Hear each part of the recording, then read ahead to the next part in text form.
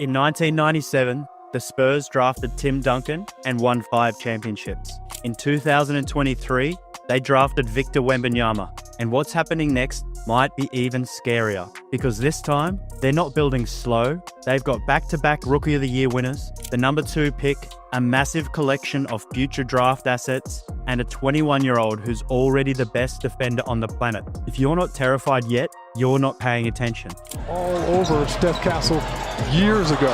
Wembanyama, no way! Let's start with the obvious. Victor Wembanyama isn't just good, he's terrifying, and he's only getting started. In his rookie season, Wemby put up numbers that made NBA historians do double takes. 21.4 points, 10.6 rebounds, 3.9 assists, and here's the scary part, 3.6 blocks per game. That's not normal. That's not even generational. That's alien. His 10.1% block rate last season ranks as the 5th highest in NBA history. Only Manute Bol has ever posted better marks. But that's just the tip of the iceberg.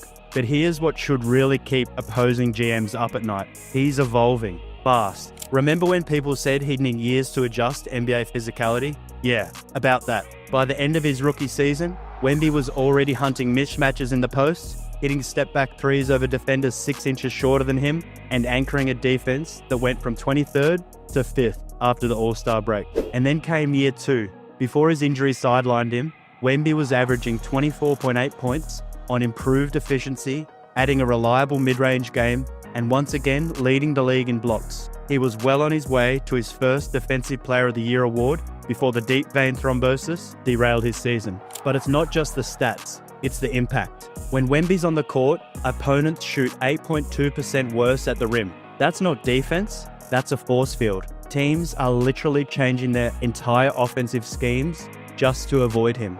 Simon's weaving his way to the hoop. And there is Victor Wembanyama! Oh! Some are running 5-out sets with no one in the paint. Others are trying to drag him out to the perimeter, only to watch him recover and swat corner threes like they're layups. And offensively, he's become unstoppable. The league has never seen a 7-foot 4-inch player who can pull up from 30 feet, Euro step through traffic, run pick and rolls as the ball handler, post up traditional centers, face up and attack closeouts like a wing. The Spurs' offensive rating with Wemby on the court last season, 118.4. That would have led the league. Without him, 106.2. That's the difference between the best offense in basketball and the worst. But here's the real kicker. Stephon Castle just won Rookie of the Year playing alongside him. That's 2 straight Rookie of the Year awards for San Antonio. The last teams to do that, the 2015-16 Timberwolves with Wiggins and Towns. And before that, you have to go all the way back to the 1973-74 Buffalo Braves. It's happened just twice in 50 years. And now the Spurs have joined that exclusive club. Castle's development has been the perfect complement to Wemby, a defensive bulldog who can switch 1 through 4, create his own shot, and crucially, knows when to get out of the way and let the alien do alien thing. Together, they're forming a 2-way core that could terrorize the league for the next decade. But here's a stat that should terrify the league. When Wemby's on the floor, teams attempt just 45.6 shots per 100 possessions in the paint. When he sits, that jumps to 52. That's not defense, that's psychological warfare. Gives it up to Sohan. Jeremy right back to Victor. Oh, And now, the Spurs are back on the clock with the number 2 pick. What they do next could change everything. Let's talk about how the Spurs got here, because this isn't luck, this is design. San Antonio currently holds the number 2 pick, the number 14 pick from Atlanta, Atlanta's 26 and 27 unprotected first rounders, Boston's 2028 swap rights, Sacramento 2031 swap rights, the best of Dallas, Minnesota 2030 first rounder, and 4 extra second rounders over the next 3 years. That's 24 future draft picks over the next 6 years. That's not a war chest, that's an arsenal. And at number 2, they're almost certainly getting Dylan Harper, the Rutgers guard who's been drawing comparisons to a young De'Aaron Fox with better size and playmaking. Harper averaged 19.4 points, 4.6 rebounds, and 4 assists in his lone college season, shooting 48% from the field and 33% from 3. But here's what makes Harper special for San Antonio. He's not ball dominant, unlike most top guard prospects who need the rock in their hands 24/7. Harper thrives off the ball. He's comfortable spotting up, cutting, and making quick decisions. In other words, he's perfect for playing alongside Wemby. Bailey lost the handle to Harper. Transition three. Got it! Think about it. Wemby drawing attention in the post or at the elbow. Harper cutting backdoor. Wemby setting a screen. Harper pulling up from three. Wemby in transition. Harper filling the lane. The chemistry writes itself. With Cooper Flagg going first to Dallas, Harper is essentially locked in at number 2. But the Spurs also have flexibility with that number 14 pick. They could get BYU's Igor Demon, the 6'9" point forward who's basically Luka Light, or a sharpshooting wing like VJ Edgecombe, or Kasparas Yakuchonis to add even more spacing around Wemby. But here's where it gets really interesting. The Spurs don't need to draft for need. They're not desperate for a point guard or a wing or a big. They have flexibility. They can take best player available. They can package picks for a star. They can even punt and accumulate for more future assets. Remember, the last time the Spurs had this much draft capital, they turned it into Tim Duncan, Tony Parker, and Manu Ginobili. 3 Hall of Famers, 5 championships. This front office, led by Brian Wright, who learned under R.C. Buford, who learned under Pop, knows how to build dynasties. They've done it before, they're doing it again. And they're not just drafting well, they're developing at an elite level. Look at their recent track record. DeJounte Murray, 29th pick, All-Star. Derek White, 29th pick, NBA champion. Keldon Johnson, 29th pick, 20 points per game scorer. Devin Vassell, 11th pick, elite 3-and-D wing. Stephon Castle, 4th pick, Rookie of the Year. The Spurs don't just find talent, they maximize it. And now they have more picks than they know what to do with. So if they have the assets, could a superstar trade be coming? One name keeps popping up. Here's where things get spicy. The Spurs have been linked to every available star for the past year, but they're not interested in just anyone. They want someone who fits their timeline, someone who can grow with Wemby, someone young. Enter Trey Murphy III.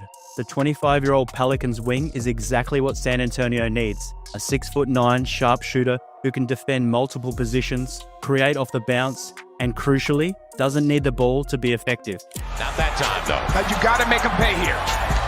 It'll be a lob. Stays there. He's shooting 38% from 3 for his career and averaged 21 points per game last season. The Pelicans are in chaos. Zion can't stay healthy. They're capped out. They need to reset. And the Spurs have what they want. Young players and picks. A potential package could look like Spurs get Trey Murphy III, Pelicans get Jeremy Sohan, number 14 pick, maybe a future first or second round. That's a lot for a non-all-star, but Murphy is exactly the type of player who explodes next to a generational talent. Think Chris Middleton with Giannis, Klay Thompson with Steph, the perfect complementary star. And while losing Sohan would hurt, he's been their defensive quarterback. Murphy's elite shooting and two-way ability might be worth the upgrade. But Murphy's not the only target. League sources indicate the Spurs are also monitoring Deni Avdija from the Blazers. The 24-year-old forward had a breakout season in Portland, but the Blazers are nowhere near competing. San Antonio could offer a package centered around the number 14 pick. Then there's Jonathan Kuminga from the Warriors. If Golden State decides to go all in for one more run,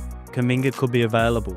The Spurs have the assets to outbid anyone. Then there's Lauri Markkanen. This is the dream target. Utah's stuck in mediocrity, Markkanen's prime is being wasted, and the Spurs could offer a godfather package. An 18-point per game scorer who shoots 37% from 3 for his career, next to Wemby, that's terrifying. Well, if you notice, he always goes up with 2 on the block. Markkanen in rhythm. But here's the genius part. The Spurs don't need to make a move. They can wait. They can develop. They can let teams come to them. With 24 future draft picks over the next 6 years, they have more ammunition than almost any team in the league. Here's what the rest of the league doesn't want to admit. San Antonio is already scary. They won 39 games last year with Wemby missing 20-odd games, Fox joining mid-season, then missing the end with hand surgery, and relying heavily on a rookie in Castle. They're already trending up. Add Dylan Harper, add natural development, add health. This is a 45-48 win team next season. Maybe a playoff team. In the West, with Wemby entering year 3, and then comes 2026. Cap space, free agency, the ability to add a max player to a core of Fox, Wemby, Castle, Harper, Vassell, plus whoever else they draft or trade for. That's not a competitive window opening, that's a competitive decade. The rest of the NBA should be terrified because the Spurs aren't just back, they're building something different. This isn't the slow, methodical, grounded out Spurs of old. This is a team built around the most unique player in NBA history. A team that can play fast or slow, big or small, traditional or modern.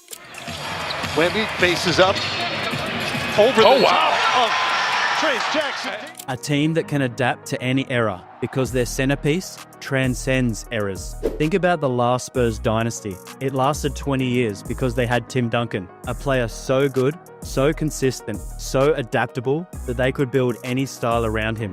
Now they have Wemby, who makes Duncan look traditional by comparison. The infrastructure is there. The culture never left. Pop officially retired after health issues at the end of last season, but the system he built lives on. The front office is elite. The development program is unmatched. The city is brought in. All they need was another generational talent. They got one. Maybe the most generational talent ever. The Spurs already have the game's next superstar. Now they have the picks, the flexibility, and the vision. The rest of the NBA, they better wake up because San Antonio isn't just back, they're building something terrifying. Look, we've seen super teams rise and fall. We've seen dynasties crumble, but we've rarely seen a team with this much young talent, this many assets, and this clear of a vision all come together at once. The 2014 Spurs played the most beautiful basketball we've ever seen. The 2025-26 Spurs might play the most unstoppable basketball we've ever seen. Victor Wembanyama is a cheat code. Stephon Castle is elite at getting to the rim. Dylan Harper might be the perfect co-star. And they're all under 23 years old. The Spurs aren't just planning for next year, they're planning for the next decade.